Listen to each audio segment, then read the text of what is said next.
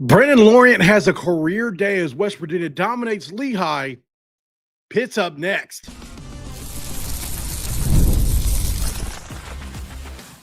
You are Locked On West Virginia, your daily podcast on the West Virginia Mountaineers, part of the Locked On Podcast Network, your team every day. What is up, guys? Welcome back in. My name is Mountaineer Paul. I am your host. Welcome back in the Locked On West Virginia, baby, where we're talking about the Mountaineers basketball team this afternoon after a pretty dominating win over the Lehigh basketball team in a pretty cool game, 69-47, in a game that was really won in the first half. We'll talk about that in just a minute. Thank you guys so much for joining in. This is Locked On West Virginia. Thanks for making this your first listen. We have something really cool to tell you, as a matter of fact, and I want to make sure everybody knows that as of right now, Locked On is the #1 sports podcast network in the world. That includes ESPN. That includes everywhere. So Locked On is, as of right now, dominating the space. And really the only place like Locked On is there's really nowhere. So Locked On covers every team every day. It's a very, very unique. And because we have so much coverage of every team, literally, we really dominate the space. Proud to be a part of this team. So thank you guys so much for joining in. Like I said, West Virginia wins a big one today, obviously, over Lehi. And I'm not surprised that they won, but I think I am surprised by a couple of the different stats, which we'll get into here. So takeaways as well. I think obviously Brenen Lorient was a big game for him. I was, not expecting him to go off like that. Career high day for him. And he's kind of coming on for us, guys. Brenen Lorient's coming on for us. So it's really exciting to see him do that. I have to be honest, I don't know what's happened to our shooters, but it seems like we're going to be all right anyway because of the way we play the game. Positives. Hodge got to play several combinations in this game. I mean, almost everybody on, I think actually maybe even everybody down to Abraham Oyudir got to play in this game. It was the third game in 6 days for West Virginia. Bear that in mind. So I think they did start to show a little fatigue at the end of the second half. Brenen Lorient's career game, obviously a huge deal. As you can see here, 26 points, 10 of 15 shooting, 7 boards, 2 steals, and it was almost all in the paint, although he did hit a couple outside shots. If you look at how West Virginia won this game, this is the recipe, basically. West Virginia had 28 paint points, which crushed Lehigh's 12. That's classic Ross Hodge basketball, his emphasis on inside dominance. West Virginia shot the lights out in the second half, 14-24. Even though the game was a little closer, West Virginia was very efficient. So I want to point out that even though West Virginia is not scoring a lot sometimes, they are making a lot of the shots that they take are going in, right? Sometimes it may not always be pretty. 3-point percentage is at about 36.8 today, 7 for 19. Lehigh was 5 for 21. West Virginia shot 64% from the free throw line again today. Not good. That scene continues to be a problem. Even Brenen Lorient, who shot 90%, or not Brenen Lorient, but Honor Huff, who shot over 90% or 80-something%, missed some today, which was really shocking to see. West Virginia dominated the rebounding edge, plus 14. Obioha owned the glass today. West Virginia had really efficient ball movement in this game. 11 assists, 13 steals, and 16 overall turnovers. They had 1 block from Obioha, and they didn't foul a lot. All those ingredients lead to a 35-11 first half lead. And then you saw what happened in the second half where Lehigh made that a much closer game, much like they did against Houston. And I do want to point that out. This is a Lehigh team that really played Houston tough the other day, right? So we can take some solace in the fact that we played this team about as well as Houston did, if not a little better. I think so. So that's a lot. There's a lot in that. It's definitely not the be all end all with it because you just can't compare. I say this all the time, styles make fights. So it's just like, well, we beat Colorado, right? Colorado beat Iowa State, or they hung with BYU way better than we did, et cetera. So in all sports, you can't really go off of who did what or what team played better against who or what have you. It's just not how it works, unfortunately. So West Virginia comes out of this 3-0. The basketball team's playing really well right now. I think there are some things to be concerned about, but overall, I'm a lot higher on the team after this win than the last win. I think it was overall really impressive. The way Coach Hodge plays basketball, right? The way he coaches basketball is not always going to be the beautiful way, right? It's not always going to be, like Darren DeVries was last year at times, even though he had us playing tough at times, but I think the offense, because Javon Small was at times looked really smooth last year. But I think in this one, you definitely see where this team is going to be really scrappy and fight and make it difficult on teams. And then the offense kind of comes second to that. I'm definitely not saying it's how every game is going to go, but it seems to me like this team is in a spot where they don't have to rely on the same guy to score every night. Jasper Floyd only had 7 points today, right? He had 25 in the first game. Honor Huff only had 8 points today. Harlan Obioha and Brenen Lorient dominated the paint in this game. Dominated the paint. So remember, guys, what did you guys – if I went back – if I had a nickel for every comment that said, we need another big, we need another big, we need another big, I would be semi-wealthy. So I would just like to point out that West Virginia's bigs dominated this game, and that maybe this isn't such an issue as we thought it was, considering we still don't have our second best. Well, I can't say our second best big, but definitely our other rotational big, and then another guy that's known for rebounding in Chance Moore, who averaged 7 or 8 rebounds a game last year. So there is a lot to love about this West Virginia team right now that I think a lot of people may be looking over. Like I said, if you look here, Arlen Obiaha, 8 rebounds. Brenen Lorient, 7 rebounds. Jasper Floyd, 5 rebounds. Amir Jenkins had 3 rebounds. Morris Ogusic had 3 rebounds. Hell, even Oyedeer and DJ Thomas had a couple rebounds. Oyedeer had 2 rebounds in 2 minutes. So maybe that's a little bit of but you know what I'm trying to say. So I'm proud of the team. I think they've responded well. They're definitely playing better as the weeks go on, and they're fixing things that maybe have been bad the game before it. If you look at us on the boards against Campbell last game compared to this game, much improved, plus 14. Sure, does Campbell have better bigs than Lehigh? Maybe so, but they're both mid-major teams, right? So it's not really. I mean, we can't really get so technical about it. Let's see, what other notes do I have here? I do have one other thing, but I'm going to hold it for the next segments. And I think let's go on ahead and go on a break. I've got 5 takeaways from the game that I want to get to, that I want to save for after the break, because I think they're pretty important. Because I just have a hunch that Honor Huff and Trey Eaglestaff have been held back just a little bit on purpose. And this episode of Locked On West Virginia is going to be brought to you by our good friends. For now, guys, we're talking about our friends at Wayfair. When it comes to Wayfair, we've already talked about it before. Man, they do such a good job there, and I'm not shocked, obviously. Wayfair is somewhere that, we're all proud to be a part of. And that's because the holiday season is right around the corner. And that means it's time to get your home ready.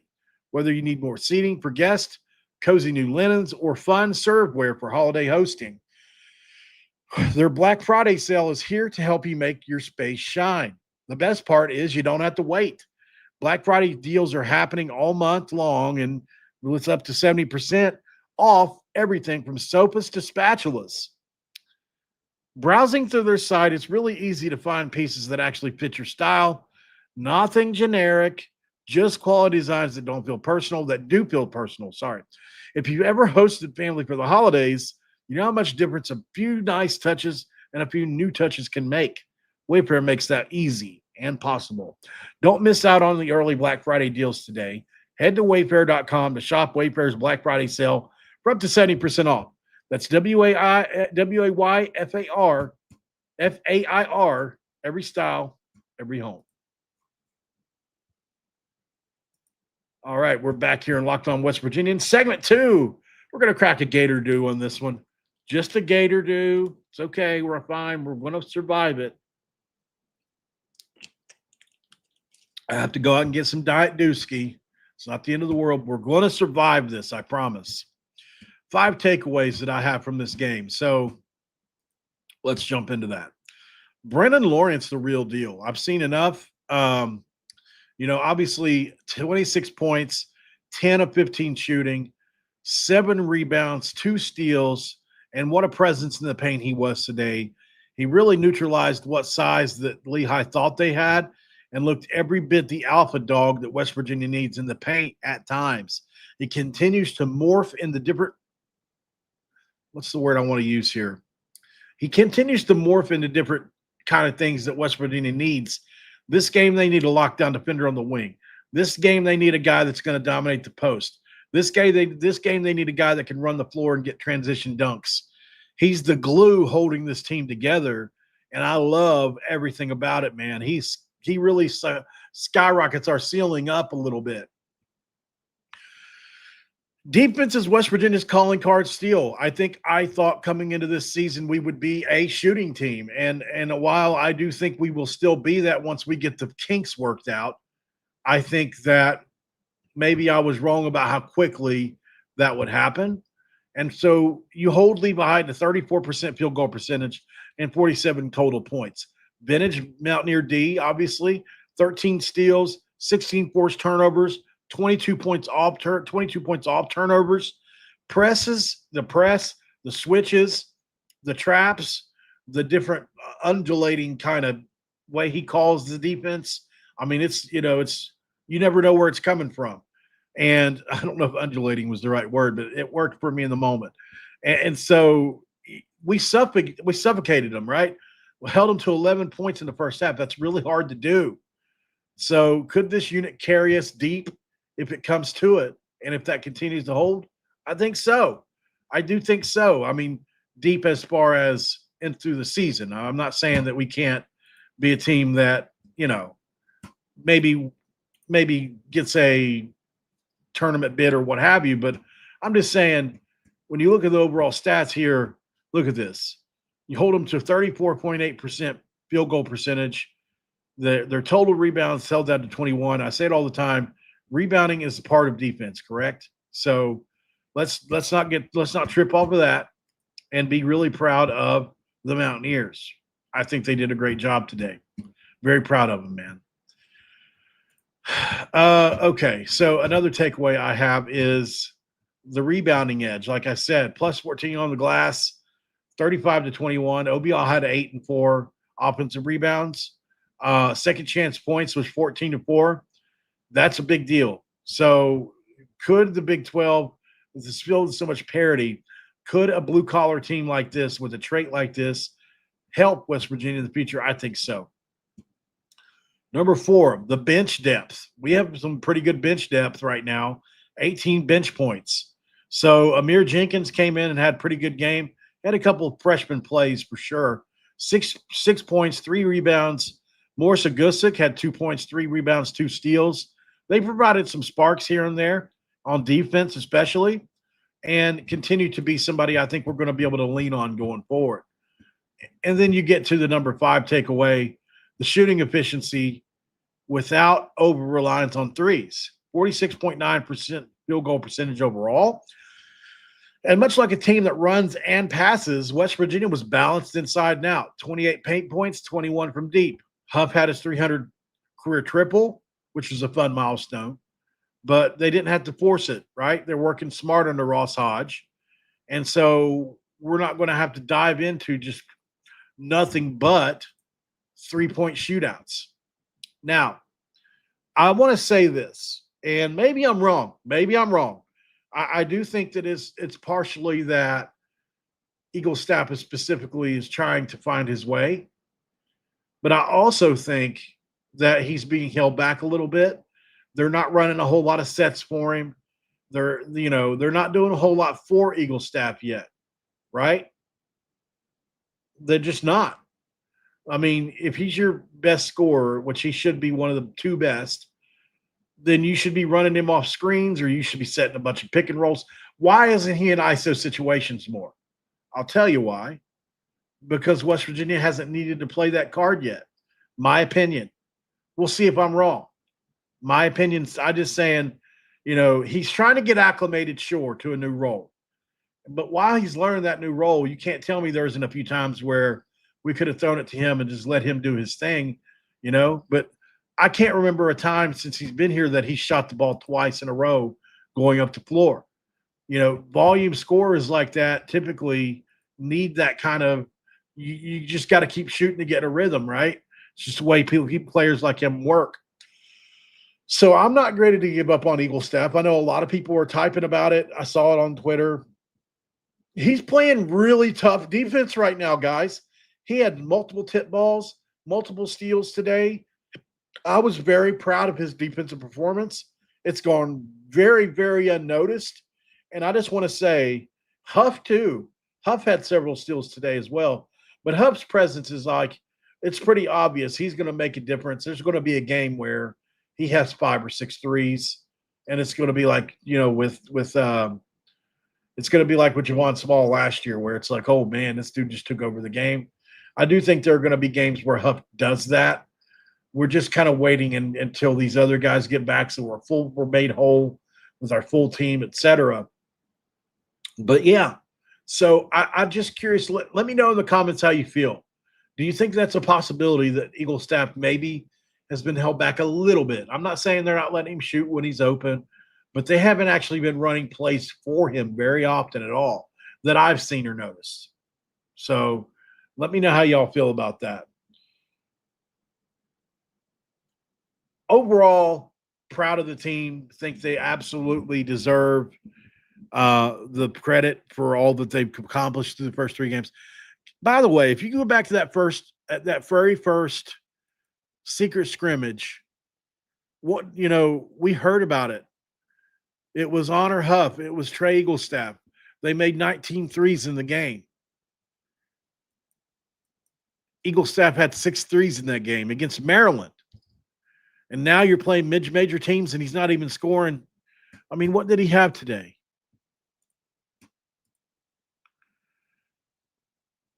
He had 5 points. So you're telling me that he went from 6 threes against Maryland to less than 5 points a game? I don't know. Something about that ain't sitting 100% right with me. And maybe he's pressing. Maybe that's what it is. Maybe he's having a tougher time adjusting than we thought he would. And that could be true. But I'm choosing to believe for now, until we play Pitt, that I think they've been holding back some.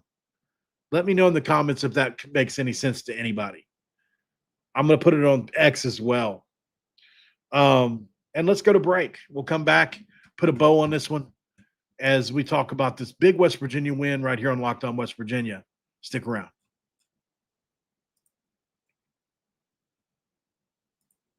Guys, FanDuel says hello again, and I can't blame him for doing it. I love FanDuel like you do. Right now with FanDuel, guys, the NBA season is back, and there's no better place to get in on the action than FanDuel, the official sports betting partner of the NBA. Even if you miss the start of the game or want to ride the hot hand, FanDuel has lots of live bets that from everything who will score next to fourth quarter comebacks. Plus, you can even combine your live bets into a same-game parlay for a shot at bigger payouts. Keeps every game exciting, especially when your team's making that late push.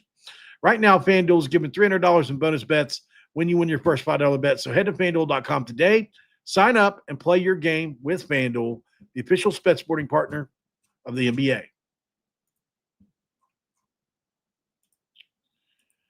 Back on Locked On West Virginia. Thank you guys so much for being here. Let's do a little mini PITT preview. Obviously, the 192nd Backyard Brawl hits the Coliseum on Thursday. West Virginia is going to be undefeated. Pitt's going to be undefeated. Pitt squad is riding high after blowouts over Youngstown State and Longwood. And Jeff Capel's Panthers are deeper than last year. They were picked 14th in the ACC. They've got vets. They've got transfers who are having a pretty sneaky good start. So obviously, DeMarco Minor has been just maybe if you can make a case that Minor is one of the best freshmen in the country right now. He is crushing it for them right now. They've got a sophomore by the name of Brandon Cummings, or microwave scores. He's got 18.5 points per game early. Minor really torched from deep. He had 4 for 7 from 3. Cummings was good at attacking the rim. They've got Cameron Corian, who had 23 and 12. He's a big inside versus Youngstown State, and he's got a ton of front court muscle that West Virginia is going to have to contain. Pitt's averaging 76 points per game, but they have a lot of turnovers, and that's where I think West Virginia can get in on where they fit in, because West Virginia's 13 steals, could feast, right? I think they're averaging right around 13 a game. Their defense is allowing 60 points per game so far, but it's against lesser foes, so I think we can test them. Obviously, Lorient, Obioha inside could be a big deal in this game, and I think West Virginia got a chance to make Pitt suffer. The X factors are going to be Huff's and Eagle Staff's shooting in this game, right? Versus Pitt's perimeter D that held Youngstown State to 29% from 3. West Virginia's bench depth should help neutralize the Pitt rotation in this game. And there are no injuries on each side, thankfully, except for obviously Jackson being out for West Virginia. I think West Virginia wins this game. I do, but I'm going to look more into it as we continue on. It's going to be a great atmosphere, obviously. We're all really looking forward to it. I think because we got them at home, they say defense travels, but when you've got defense at home in a packed stadium in the number 1 KenPom rated stadium in the country, give me the Mountaineers, baby. Give me the Mountaineers to whoop Pitt's ass. Bring them on to town. I'm ready for it, man. I'm ready to fight somebody right now. I'll fight them right in the face as soon as they come to Morgantown. Let's go. Let's freaking go. In all seriousness, though, aren't you fired up? Do you love the Mountaineers? Do you have love for the Mountaineers? It's freaking Backyard Brawl week, and we can go 2-0 against Pitt in 2025. What better Christmas could you ask for? Let's go. Come on now. So at the end of the day, guys, going to be a fun week getting ready for that. And that game happening on the 13th. So we've got 4 days. 4 long days.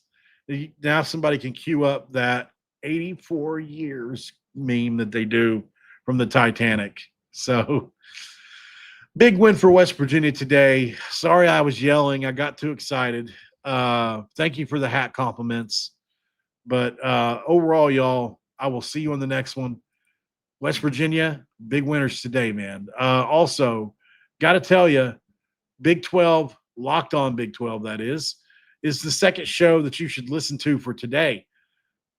Drake Tolles basically does an amazing job every single day.